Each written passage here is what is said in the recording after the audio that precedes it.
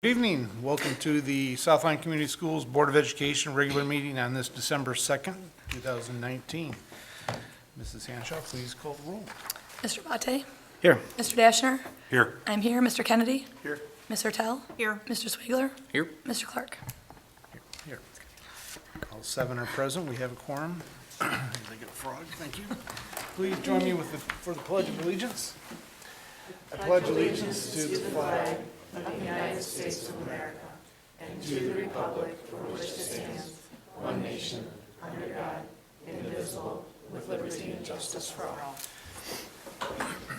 you, everyone. This is our first opportunity for public comments this evening. I do not have any cards, but if somebody would like to step to the microphone, we'll get one from you afterwards. No takers?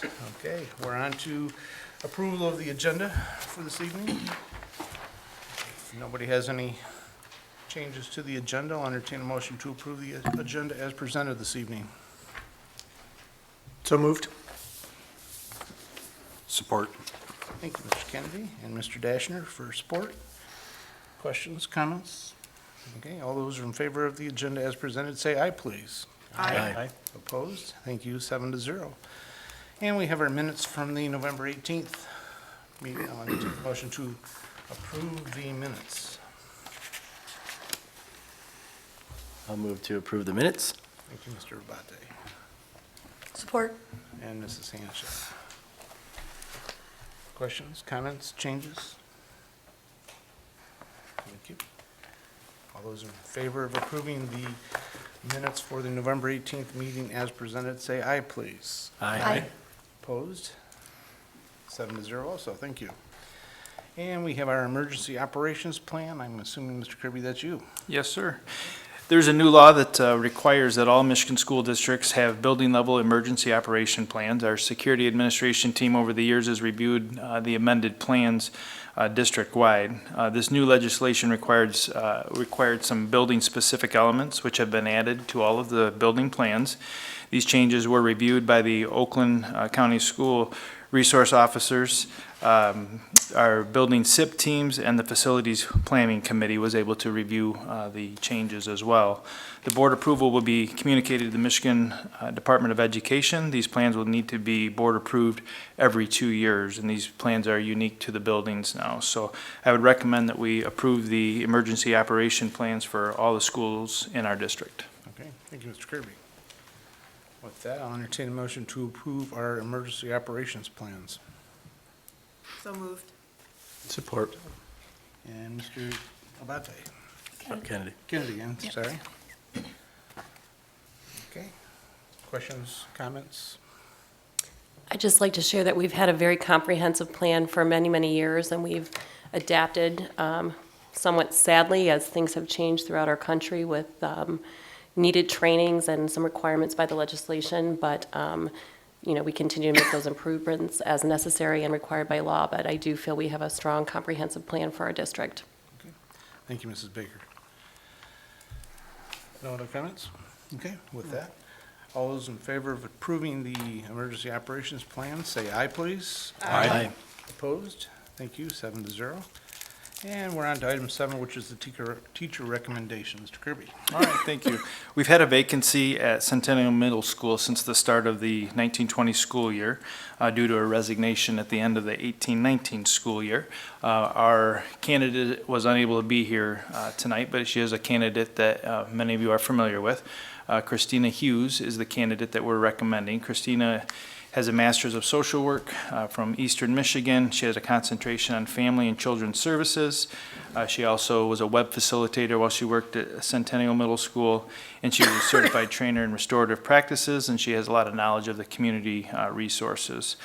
She was part of the crisis intervention team at Centennial, the multidisciplinary team meetings. She participated in those, helped create student behavior plans.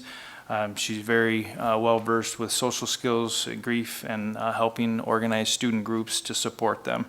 She's been a SIP member. She's fluent with 504 planning and MTSS planning. So our recommendation is Christina Hughes, and I would approve the hiring of Christina Hughes effective November 19, 2019.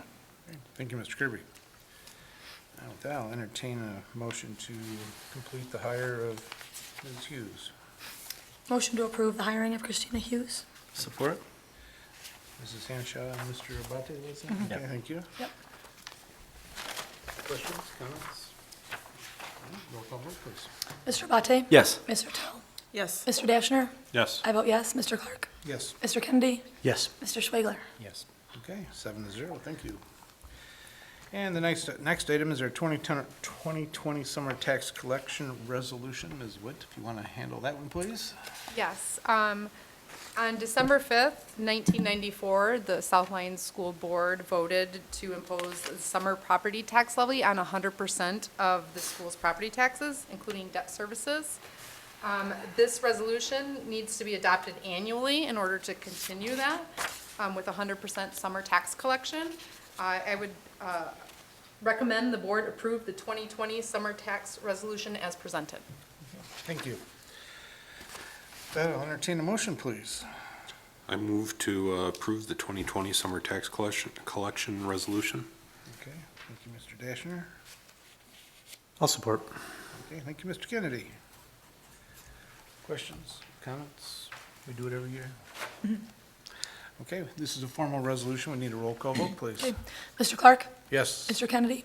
Yes. I vote yes. Mr. Dashner? Yes. Mr. Abate? Yes. Mr. Tell? Yes. Mr. Schwegler? Yes. 7-0. Okay, we're on to item number 9, which is the consideration of the interim superintendent candidate.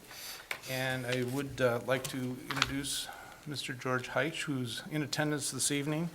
He has offered to step to the microphone, but as you saw in your packet, the letter from our search consultant, Mr. Silveri, and the resume from Mr. Heitch. He's offered to give a short little synopsis of his career, I guess.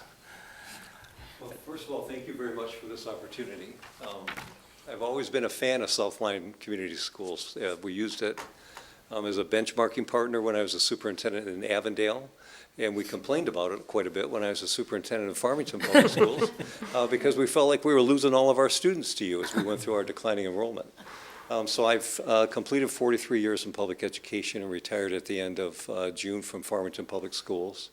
The last 13 I spent as superintendent, 8 in Avondale and Auburn Hills, and the last 5 in Farmington. Familiar with bond issues and passing bond issues. Unfortunately, I'm familiar with not growth, but with decline in student enrollment and closing schools and balancing budgets. I'm a little anxious, honestly, to be an interim.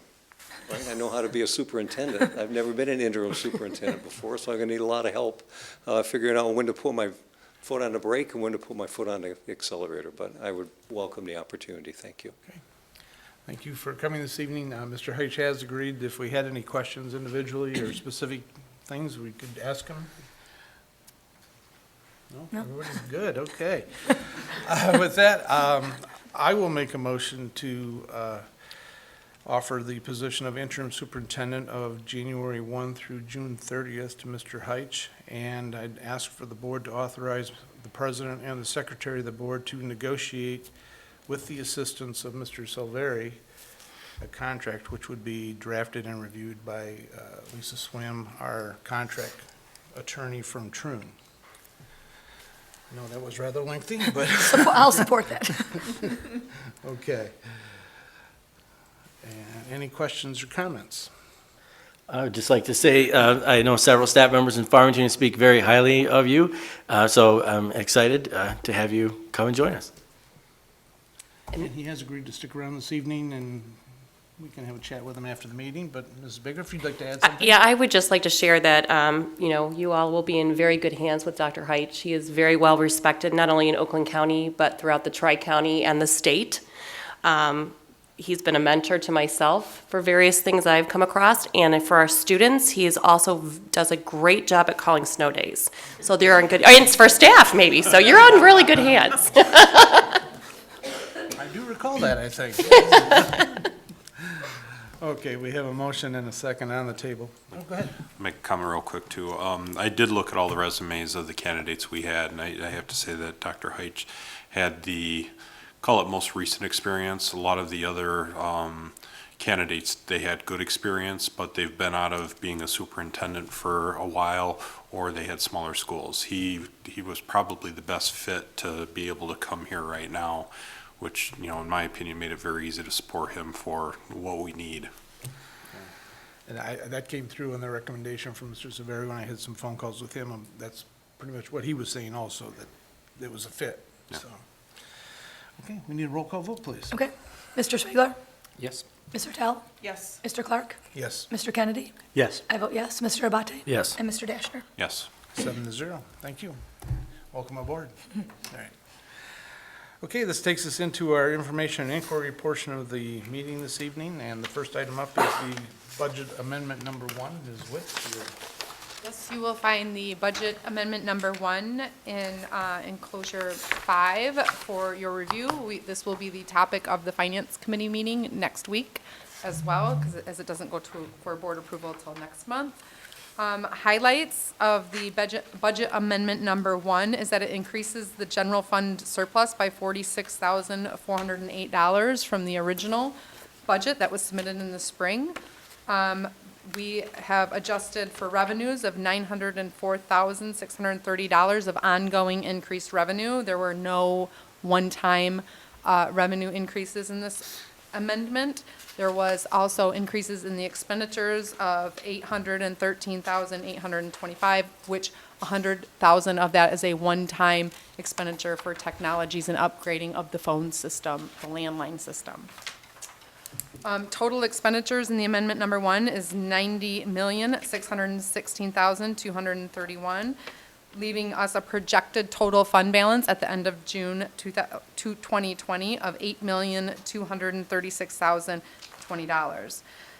The fund balance is the percentage of the expenditures or percentage of the fund balance would be 9.09% if this is where we ended, which would be in board policy. In the forecasted projections, that using 1% enrollment increases from the beginning next year and every year after, and a 1.4% increase in student per pupil student funding, that gets us up to 2021 of a 9.53% fund balance. In 21-22, a 10.19% fund balance, and in 22-23, it's a 10.76%. That also is including escalation in regular expenditures and the percentage of the salary increases every year. So it does look for good expenditures. okay, thank you very much. Questions?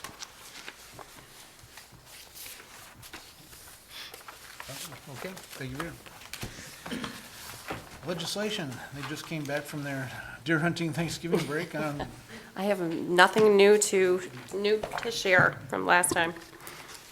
Okay. And Mrs. Goodwasser, do you have some comments from Yes, your I do. department? We have 2 new semester-long high school electives that are being proposed for next fall. One is marketing and one is total body fitness. You'll notice that both classes will appear in the course catalog that's going out to students in January. They'll have a tag on them that says that they're pending board approval. We are still working on the courses. They'll come back in the spring to the SIP committees and then to curriculum and communication, and then here for information and approval. But because we published that course guide and they start making scheduling selections earlier, I wanted to make sure you had a little bit of background on those 2 options before you see that show up in the course catalog. Marketing is a new business course that's going to be for upper level students, and the students in the class will also be running the school stores.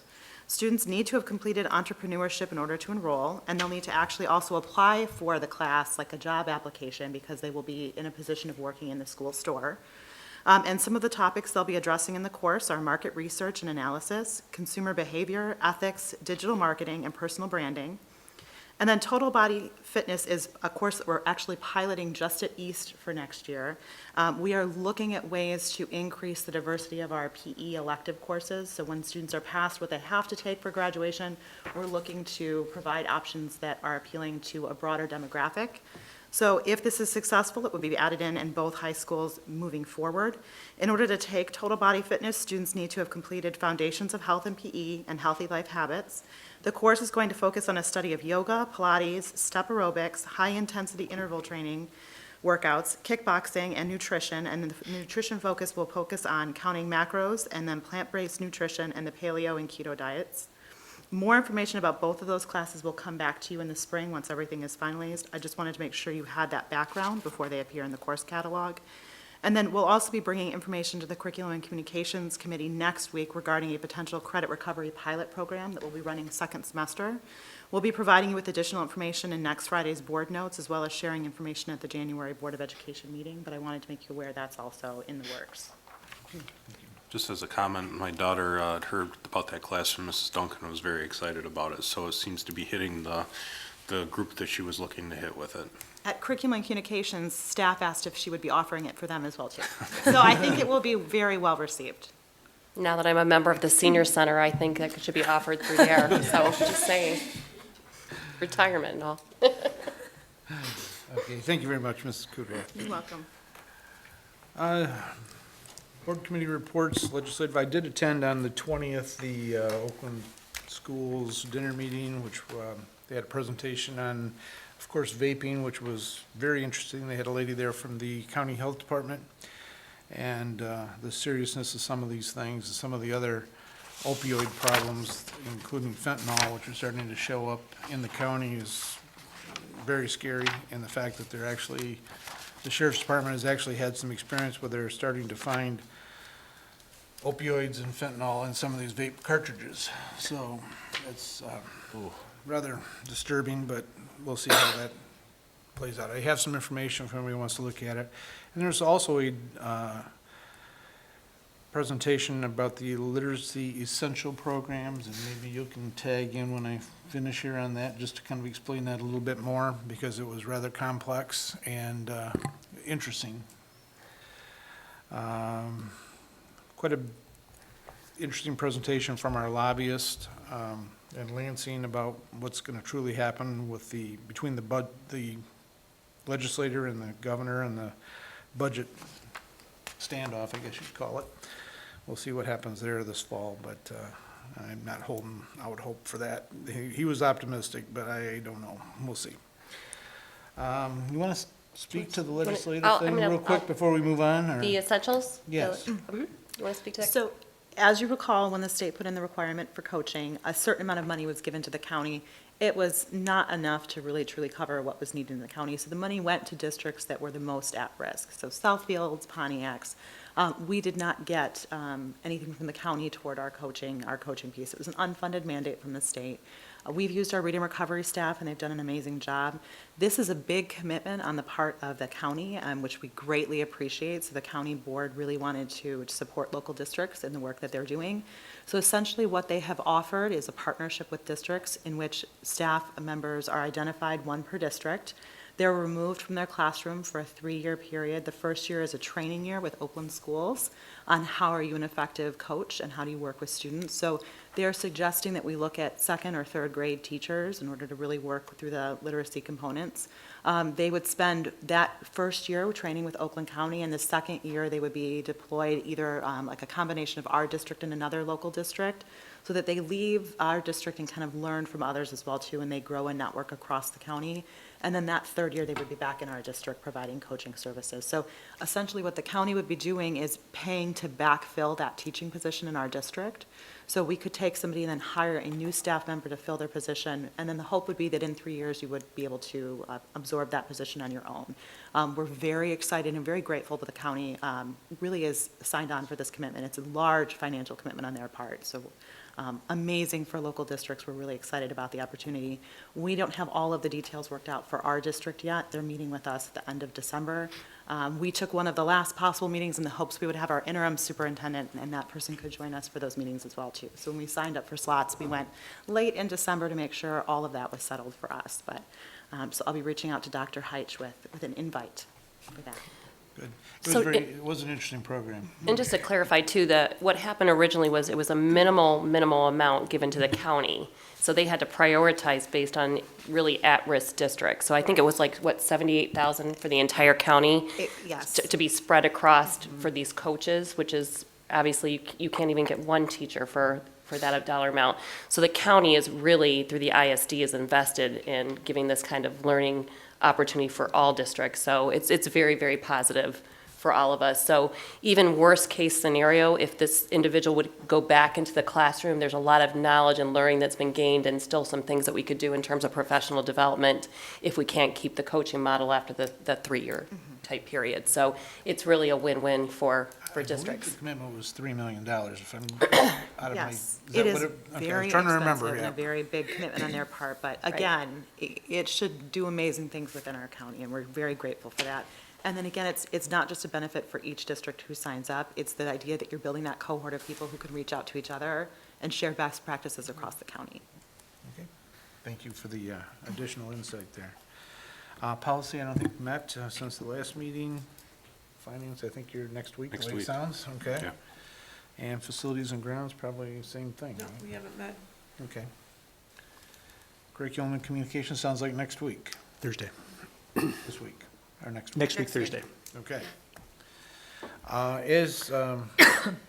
Under other, we are going to try to get this contract negotiations wrapped up and have something drafted for Mr. Heich by the 16th. Would everybody be available that Monday night, like at 6 o'clock for a special meeting to approve that contract? What date did you say again? 16. 16th, Monday. I'm good. Yes. Yep, I'm good. I'm good. Good. I mean, I think, is there a certain time? I'm thinking 6, but Okay. is that all right? Yeah. Get it done, get it out of the way? Okay. Okay, you got that, Judy? December 16th, 6 PM? Is Dr. Hyde available? Oh, that would be important, right? Well, maybe it doesn't We're good. have to be Are you there, good but with that? We'll figure it out, okay. All right, perfect, thank you. Do you have anything under other? I just would like to share, obviously, sending out our condolences to our 11th grade student at East High School who passed away, his family and friends, and to teammates and the staff at East. One of the things that the students have put together is to have ribbons around trees in our community. So you all have a ribbon this evening to please place somewhere near your home or somewhere else in remembrance and memory of this amazing student. I also want to share how much the staff and student body have really rallied together in support. So you'll be hearing more about some of the things that they're planning for this family of support, in support of the students. So they've done a great job kind of wrapping their arms around the school community and our community as a whole, and that's why it's a great place to be. Yeah, I did meet the young man, he was very, very nice young man. One day when I was out there with our athletic director on the sidelines, and so it's unfortunate, really sad. Okay, anything from the Southland Educational Association? Nothing? Just another reminder about the March 7th Coral Sash Fashion Show. Okay, And tomorrow's Giving Tuesday, so if anyone would like to donate, it's a good time to donate. okay. This takes us to our second opportunity for public comment this evening. If anybody wants to step to the microphone, you're welcome to do so. Everybody's happy tonight. Thank you. All right, we have one resignation letter that was enclosed in your packet. And we have the meeting minutes for, the meeting dates for the remainder of the school year in the agenda. And with that, we're into board comments. I'll start this evening just to do something different. I wanted to remind the community, we're going to have numerous focus groups coming up, both for the bond, which is going to be taking place in December. We're also, through our consultant, there's going to be some community focus groups for our permanent superintendent search process. So any community member that gets contacted, if you can, we really would appreciate your assistance in attending those groups. We really do care what the community thinks. And it's going to be important for both of those topics. Also, any staff members that are here this evening, we are going to have some staff focus groups also. And our consultant will be reaching out and having meetings with staff members to see what everybody's looking for in a permanent superintendent. So please attend. Just so if nobody has any questions, I will be contacting the other 6 candidates that did apply and let them know the results of this evening's meeting. And with that, have a safe and happy holiday season. And how about You can't talk. What do we do? I can't say much. Squeak a little. I'll try to say a little bit. I just want to say congratulations, I guess, to Melissa, your last meeting. We will definitely miss you, and it's been a pleasure to work with you. Can't say a lot. Also, I wanted to thank Deputy Biggers, who came to the swimming state finals out in Oakland County, kind of a surprise to the girls, so it was very nice for him to show up. That was nice. Yeah. Mr. Dashner, you want to go next? Yeah, just to tag on a little bit about Trayvon Tyler. It's been amazing watching the community rally around the family, from the students organizing a whiteout today at their school, to all the thing that the boosters are doing from the family and the amount of people that have just offered to help. It's a good community we have, so that support's pretty amazing. I did want to add on to something Randy said about the focus group for the staff relating to the new superintendent selection is that most likely you will not see board members there, and we're going to do that purposefully so you can feel free to speak your mind without us being there to hear any of it. So just wanted to get that across. And then to Melissa, you can feel free to come back. We've got plenty of seats for you if you want to come back to any meeting. Thank But you. we're going to miss you. Thank you. Mr. Abate? Yes, thank you. So I'd like to reiterate my, or add my condolences as well to the entire East community. And it's tragic, you lose a young person like that with the future, a whole future ahead. So to the East community, I hope that you take care of each other. It'll be hard for a long time, and especially with the holidays coming. So lean on each other, be good to each other. You need each other right now, so. Melissa, it is your last night up here, and I wanted to talk to you for a second. So I didn't know you well when I taught here, but I was always impressed with how available you were. I saw you everywhere, and it had to be about 12 years ago now.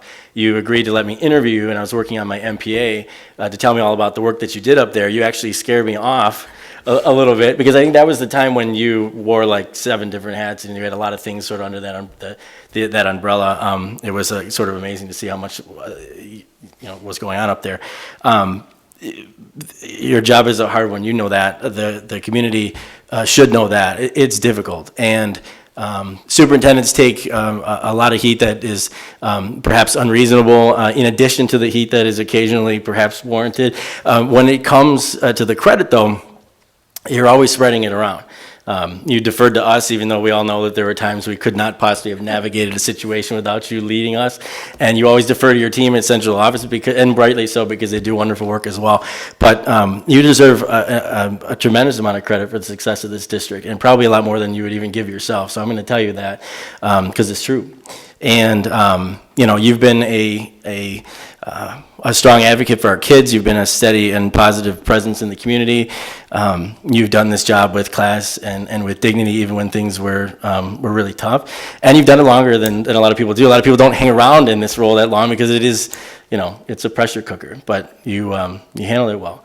We appreciate everything you did for this district and all these years, and certainly all the time that we spent with you here. We'll miss you quite a bit. So we hope that you don't go too far or be too much of a stranger. Thanks so much. Appreciate you. Congratulations on your next, and good luck in your next endeavor. Mrs. Rutel? Yes, I also wanted to extend my condolences to Trayvon's family, his friends, and then the East community. My daughter goes to South Lyon High School, and they've even kind of wrapped those kids into being a part of social media notes and comments and everything, which I think is really wonderful that both high schools, obviously it's affected East the most, but South Lyon is part of the healing process as well. And I hope everyone had a happy holiday and holidays to come. And to Melissa, congratulations and good luck. I have been on the board for almost a year, and it's been very helpful to have you to learn from and ask questions to, as well as even helping me answer questions before I decided to decide if I wanted to run. So thank you, good luck, and happy holidays. Thank you. Mr. Kennedy? thoughts and prayers to Trey's family at East.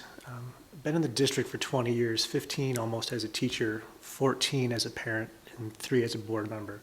So it happens, but it does not get any easier or better. Go through that as a family. Welcome, Dr. Heisch. Melissa, I can't follow what, I'm not even going to try to follow what Abate does up here. But thank you. I've learned a lot from you as a teacher and as a board member. I want you to know I appreciate that very much. Congratulations and good luck. Mr. Swigler. Yeah, it's never hard or never easy to lose a young kid. I did not know him personally. I cannot believe how much positive stories, how many positive stories I've heard about him from people I know. So he had to have been an exceptional man, young man, and it's really sad to see him go. I've lost former students myself in the past when I was teaching, and it isn't easy. And then hopefully he's left a really good mark on those who are left. Well said, Tony. I wish I was around to experience all the things you said for her. So Melissa Baker, best of luck. Best wishes on your new endeavors. And Mr. Heitch, welcome. I had the pleasure of knowing your son in college, so real excited to maybe learn a little bit more. Some storytelling coming, yeah. Oh, the tangled web we weave. Okay. With that. Mr. Clark, may I just say, Yes, just please. since it's my last meeting, can I just have one moment? If I can get through it, I want to just say thank you to the entire school community. I know I put some things in my resignation letter which were very heartfelt, but I think part of the job as an educator is to be a learner more than a teacher. And I've learned so much. I mean, my first little footprints in education were as a teacher at Bartlett, and then to go on and be blessed to be a principal and in central office and assistant soup and deputy soup and superintendent. I mean, the titles don't matter, the people matter. And I've learned so much from the teachers and the parents and the board members. And as a parent, I couldn't be more blessed that my girls went through the district. And to see the growth of the districts in terms of where we are and our reputation in the state. So when I think about growth, it's about the people that are here.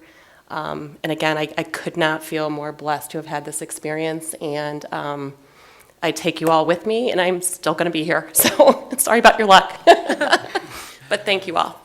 Thank you very much, Mrs. Baker, and I would like to acknowledge that Mr. Baker did show up this evening. Thank you for coming and offering support. Okay, thank you very much, and with that, we'll entertain a motion to adjourn the Baker chapter of South Lyon Schools, and you are welcome at the special meeting on the 16th, by the way, so. Do I have a motion? So moved. Okay, Mr. Abate and Mr. Dashner, all those in favor say aye, please. Aye. Opposed? Thank you. We